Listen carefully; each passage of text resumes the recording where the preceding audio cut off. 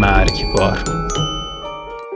جشن هالووین بر اساس ارواح و دنیای مردگان شکل گرفته، چون مردم باستان معتقد بودند شب قبل از سال نو مرزهای بین دنیای مردگان و زندگی برداشته میشه و ارواح مردگان میتونن به دنیای ما بیان.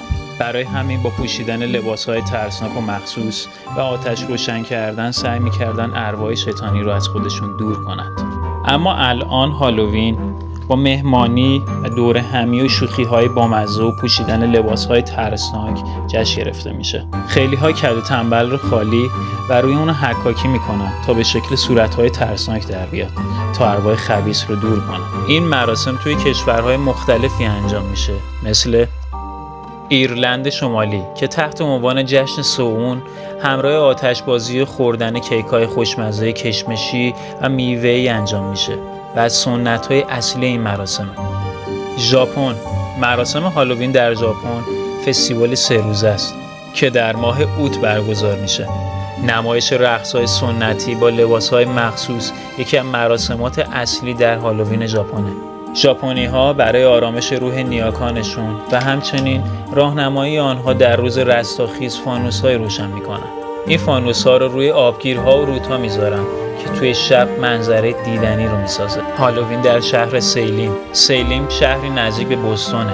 این شهر به دلیل نمایش‌های ترسناک و خانه‌های تسخیر شدهش در ماه اکتبر و سپتامبر بسیار مورد توجه قرار می‌گیره. نزدیک به 100 مورد برنامه و رویداد مثل احضار ارواح، پرسه زدن هنگام شب توی قبرستون، تورهایی که شما رو به دیدن خانواده‌های تسخیر شده میبرن و پیشگویی در شب هالووین و کلی برنامه دیگه از مراسمات این شب توی شهر سیلیم هستن. و اما ترسناک‌ترین شب هالووینی که دنیا تا حالا تجربه کرده.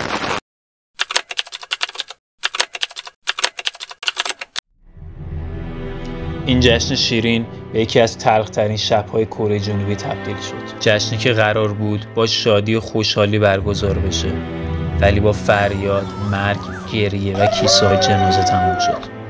شبی که همه بعد از 3 سال محدودیت‌های کووید 19 بدون ماسک و با لبخند و حس شادی به خیابون اومدن تا شب بدون محدودیت رو تجربه کنند. کسی فکر نمی‌کرد یک جشن در چند دقیقه بیشتر از کووید 19 کشته بده و تبدیل به یکی از تلخ‌ترین حادثه‌های کشور کره جنوبی بشه. کشته شده ها اکثرا دخترهای جوانی بودند که دهه 20 زندگیشون رو سپری می‌کردند. 10 تا از قربانی ها کمتر از 17 سال سن داشتن و تعداد مفقودی ها به 3580 نفر رسید. I just saw in front of me this mass of people like running and pushing and like moving fast and screaming and like panicking. I think we're so shocked because I usually feel so safe here. All I can think right now is just the shock of it. بعضیا میگن شایعه حضور یک سلبریتی که اون اطراف بوده جمعیت مردم رو به سمت هتل همیلتون کشیده و این ازدحام بیشتر و بیشتر شده تا جایی که بیشتر جمعیت از فشار زیاد برای فرار وارد یک کوچه تنگ شدن و بین همدیگه گیر کردن.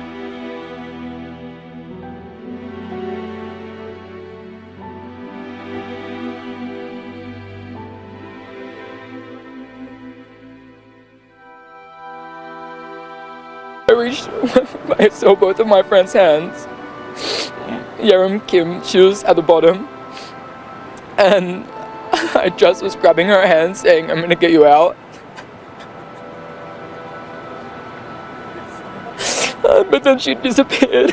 تعداد کشته ها اونقدر زیاد شده بود که انتقال همه‌شون به سردخونه کار سختی شده بود. پس دولت یه سردخونه موقت رو اندازی کرد تا بتونن جسد قربانی ها رو اونجا نگه دارن و تعداد کیسه های جنازه‌ای که اون شب پر شد به عدد 151 رسید.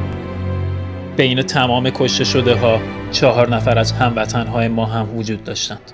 آفاق راستمنش، علی پراکند، ریحان سادات آتشی و سمیه مقیمی نژاد 4 ایرانی بودند که توی این حادثه وحشتناک جونشون از دست دادن. انجمن نهام به خانواده قربانی‌های این هالووین وحشتناک تسلیت میگه و امیدواریم هیچ جای دنیا کسی تجربه از دست دادن عزیزی رو حس نکنه. امیدواریم از این اپیزود خوشتون اومده باشه. با لایک و سابسکرایب کردن بهمون انگیزه میدید تا بتونیم با انرژی بیشتری برگردیم. و فراموش نکنید که انجمن نهان رو به دوستاتون هم معرفی کنید.